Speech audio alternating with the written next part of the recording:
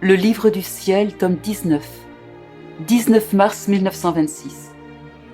Comment la très sainte volonté de Dieu éclipse toute chose, même la création et la rédemption, et comment, étant la vie de toute chose, elle produira les plus grands fruits. J'écris uniquement par obéissance et pour accomplir la volonté de Dieu seul. Je me disais, mon toujours aimable Jésus me dit souvent que je dois être la copie de ma céleste maman, embrasser toute chose et réparer pour tous, être capable d'obtenir le fiat tant attendu, tout comme la reine souveraine demandait le Rédempteur espéré depuis si longtemps. Mais comment puis-je faire cela? Elle était sainte, conçue sans le péché originel. Et moi, par contre, je suis une des plus petites et des plus pauvres créatures, conçue avec le péché originel comme tous les enfants d'Adam, pleine de misère et de faiblesse. Comment alors serais-je capable de suivre les envols de la Dame souveraine dans la divine volonté pour obtenir que vienne le fiat tant espéré dont mon doux Jésus veut le règne sur la terre? C'est ce que je me demandais lorsque mon doux Jésus sortit de moi, et me serrant très fort dans ses bras, il me dit « Ma fille, ma maman fut conçue sans le péché originel afin qu'elle puisse obtenir le Rédempteur. Parce qu'il était juste et convenable que même la semence du péché ne puisse jamais exister dans celle qui devait être ma mère. Elle devait être la plus noble et la plus sainte de toutes les créatures, mais d'une noblesse divine et d'une sainteté toute semblable à celle de son Créateur, afin qu'il puisse trouver en elle tant de grâce et de capacité pour être capable de concevoir le Saint des Saints, le Verbe éternel. Les créatures font souvent cela lorsque, devant conserver des choses précieuses et de grande valeur, elles préparent des vases très purs et de valeur équivalente aux choses précieuses qu'elles doivent conserver. Par contre, si ces choses sont ordinaires et de peu de valeur, elles préparent des vases d'argile et de peu de valeur, sans prendre soin de les mettre sous clé comme elles le font avec les vases très purs. Ainsi, par la préciosité du vase et la façon dont il est conservé, on peut savoir si les choses qu'il contient sont précieuses et de grande valeur. Or, comme je devais recevoir son sang pour être conçu dans son sein, il était juste que son âme et son corps soient très purs, et qu'elle soit enrichie de toutes les grâces possibles et imaginables, des privilèges et des prérogatives que Dieu peut accorder et que la créature peut recevoir. Alors, ma fille, si tout cela est arrivé dans ma chère maman parce qu'elle devait faire descendre le Rédempteur tant attendu sur la terre, pour toi aussi, comme je t'ai choisi pour que vienne le fiat tant attendu par le ciel et par la terre, attendu avec un grand amour et un grand désir par la divinité elle-même, et plus attendu même par Dieu que par les hommes, je devais te donner beaucoup de grâce pour ne pas placer les connaissances sur ma volonté dans une âme et un corps corrompus. Et non seulement les connaissances, mais la vie même de ma volonté qu'elle devait former et porter en toi. Par conséquent, par sa puissance, et même si je ne t'ai pas exempté du péché originel, ma volonté a réprimé l'inclination au péché, afin qu'il ne puisse pas produire ses effets corrupteurs.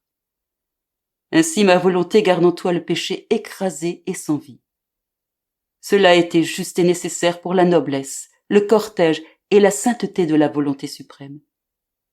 Si des effets mauvais étaient présents en toi, ma volonté trouverait des ombres, des brumes, et ne pourrait pas répandre ses rayons de vérité comme le plein soleil de midi. Et moins encore pourrait-elle former en toi le centre de l'accomplissement de sa vie divine, parce que ma volonté est si claire et si sainte qu'elle ne peut vivre ni s'adapter avec la moindre tâche.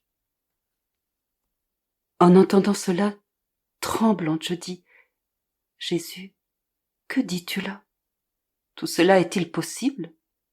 Et pourtant je me sens si misérable et si petite au point d'avoir besoin de toi, de ton aide et de ta présence pour être capable de continuer à vivre. Et tu sais à quel misérable état je suis réduite lorsque tu me prives de ta présence. » Et Jésus m'a interrompu en disant « Ma fille, ne sois pas surprise. C'est la sainteté de ma volonté qui l'exige. C'est la plus grande chose qui existe au ciel et sur la terre. Si dans la rédemption je suis venu sauver l'homme, il s'agit maintenant de sauver ma volonté dans les créatures, et par conséquent, de faire connaître le dessein de la création et de la rédemption, les biens que ma volonté veut donner, la vie qu'elle veut former en chaque créature et les droits qui lui reviennent. Par conséquent, mettre ma divine volonté en sécurité parmi les créatures est la plus grande chose qui soit. Et ma volonté connue et régnante surpassera les fruits de la création et de la rédemption. Ce sera le couronnement de mes œuvres et le triomphe de nos œuvres. Et si ma volonté n'est pas connue, aimée et accomplie, ni la création ni la rédemption n'atteindront la plénitude de leurs desseins et de leurs fruits. La création et la rédemption sont sorties de mon fiat omnipotent, et pour que notre gloire puisse être complète et que la créature puisse recevoir tous les effets et les biens qu'ils contiennent, tout doit revenir dans notre volonté. Mais qui pourra dire combien mon pauvre esprit s'est baigné dans l'immensité de la volonté éternelle et ce que j'ai compris. Mais ce qui m'a le plus impressionné, c'est que le fiat devait surpasser même le bien de la rédemption, en plus d'une terrible répugnance à manifester ce qui est écrit ci-dessus, de peur que l'obéissance m'imposerait de l'écrire. Oh, comme j'aurais voulu garder le silence. Mais avec le fiat on ne discute pas, car d'une façon ou d'une autre, la victoire doit toujours lui appartenir. Puis mon doux Jésus, toujours aimable, est revenu pour me dire « Ma fille, il est nécessaire que tu manifestes cela, non pour toi-même, mais pour le décorum et la sainteté qui conviennent à ma volonté. Crois-tu que tout ce que j'ai accompli dans ton âme depuis 40 ans et plus n'était que pour toi-même, et pour l'amour que j'avais et que j'ai encore toujours pour toi? Ah non. C'est avant tout pour le décorum de tout ce qui convenait à ma volonté, afin qu'en venant régner en toi, elle y trouverait mes œuvres, mes prières incessantes l'invitant à venir, le trône de mes œuvres et de mes souffrances sur quoi elle pourrait dominer et former sa demeure, la lumière de sa connaissance, afin de pouvoir trouver en toi ses honneurs et sa gloire divine elle-même. Par conséquent, mes nombreuses manifestations sur ma suprême volonté étaient nécessaires pour la bienséance qui lui convenait. Tu dois savoir que ma volonté est plus grande et plus infinie que la rédemption elle-même. Et ce qui est plus grand apporte toujours des fruits et des biens plus grands. Ma volonté est éternelle dans le temps et l'éternité. Elle n'avait pas de commencement et ne finira jamais. Par contre, bien qu'elle soit éternelle dans l'esprit divin, la rédemption avait son commencement dans le temps, et elle était le produit de la volonté éternelle. Ce n'est donc pas la rédemption qui a donné vie à la divine volonté, mais c'est ma volonté qui a donné vie à la rédemption, et tout ce qui a le pouvoir de donner vie doit par nature et par nécessité devenir plus fécond que ce qui a reçu la vie. Mais ce n'est pas tout. Dans la création, la divinité a sorti d'elle-même les ombres de sa lumière, les ombres de sa sagesse, de sa puissance. Elle a touché légèrement toute la création de son être tout entier. Ainsi, la beauté, l'harmonie, l'ordre, l'amour, la bonté de Dieu que l'on peut voir dans toute la création sont des comparaisons divines, des ombres de la majesté suprême. Par contre, ma volonté, qui n'est pas une comparaison ou une ombre de nous-mêmes, est venue dans le champ de la création comme la vie de toutes les choses créées, et elle est donc la vie, le fondement, le soutien, la vivification et la préservation de tout ce qui est sorti de nos mains créatrices. Par conséquent, tout est dû à la suprême volonté. Ma rédemption elle-même s'incline devant elle pour l'implorer de constituer la vie de tous mes actes et de toutes mes souffrances, et même de mon souffle, afin de répandre ses aides vitales dans les créatures pour les sauver.